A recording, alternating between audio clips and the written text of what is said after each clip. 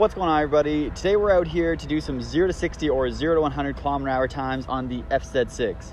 Now today I'm going to be using my Draggy to assess my speed, acceleration, and get a verified time on what my 0 to 100 times are. If you don't know what Draggy is, it's basically a GPS coordinated instrument to verify your times and then post it to kind of a social network that Draggy creates. Users can post their times there and it shows the acceleration, the speed, and the altitude that they gained basically over that run.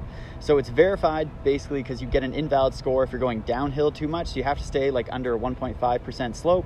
And it also shows you things referenced to your location, like your ambient air temperature, your relative density of the air. All those things take into consideration to affect the performance of the vehicle you're testing. As you might have seen, my 335i got a 100-200 test with the Draggy, and it did all right. But today we're out here with the FZ6 because I really don't see a lot of bikes on the platform. It'd be really cool if some of you picked up a Draggy, we could compare some times, but there really isn't much of a bike community on the Draggy app. So I'm hoping to bring that to the app and bring some more people over to this to really, test their bike in a performance metric. And instead of just taking it to the dyno and finding out whether it made more power, is it actually faster on the street where you ride your bike? Whether you're changing your sprockets, changing your exhaust, removing a cat, whatever you're doing to try and make your bike faster, Draggy can tell you if it's actually getting faster. So today we're going to dive into it. Before we do, please smash like and subscribe button down below. Now let's get into it. Test hit number 1.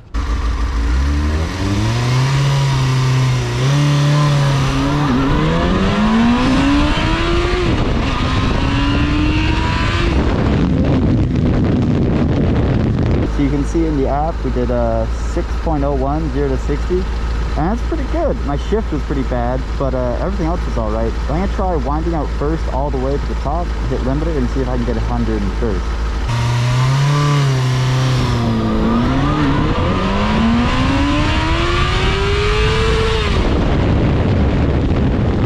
Well, unfortunately, we didn't get a 0 to 100 on that run, and we only logged an 1/8 mile, which was really slow because I pulled off, obviously, as you can see in the speed graph.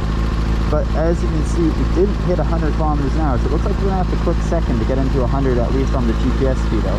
I bet if we hung out on limiter, like just beating 1400, it would catch up and we'd eventually hit 100, but I don't really feel like doing that for FZ6, so a shift it is.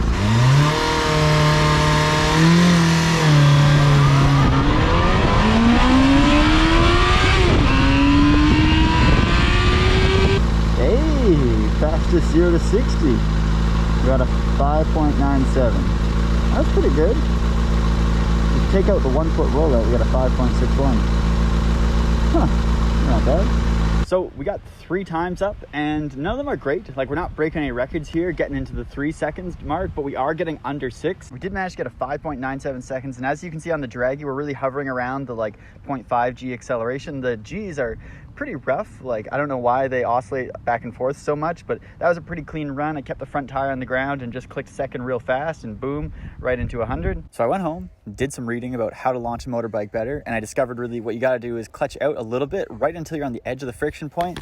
Get your throttle going, get it up to I was 4,000 or 5,000 RPM. What I read online is really that you have to kind of play around with that. Your bike might 4, 5, 6, 7, depending on how much length the bike has, how wheelie happy it is, you just have to vary that. But I found the happy point between 4 and 5 for me, and just what I'm comfortable with launching at. And basically what I learned is that you got to get the clutch partway out, almost into the friction zone, hold it at 4 or 5, it was good for me, and then just and let it out, clutch out pretty quick. That way you don't slam the clutch. You're not going through stroke of the lever that isn't engaging the clutch. You're just immediately engaging the clutch, and you can roll onto the throttle pretty quick. And that actually increased my times quite a bit.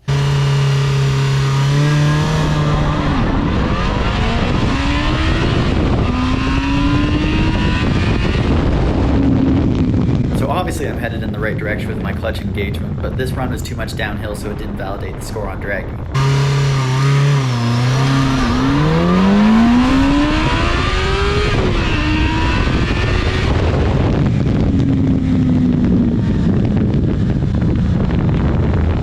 So that last run felt great. Got a valid, so the slope was fine. With our 1 foot rollout, we got a 4.94. That is sick. Without the 1 foot rollout of 5.33, this is pretty good. I think I'm getting better at it, slipping the clutch. I'm just pulling out my fingers until the clutch starts to engage, holding the bike at about 4,000, and then really aggressively letting the rest of the clutch out and getting on throttle.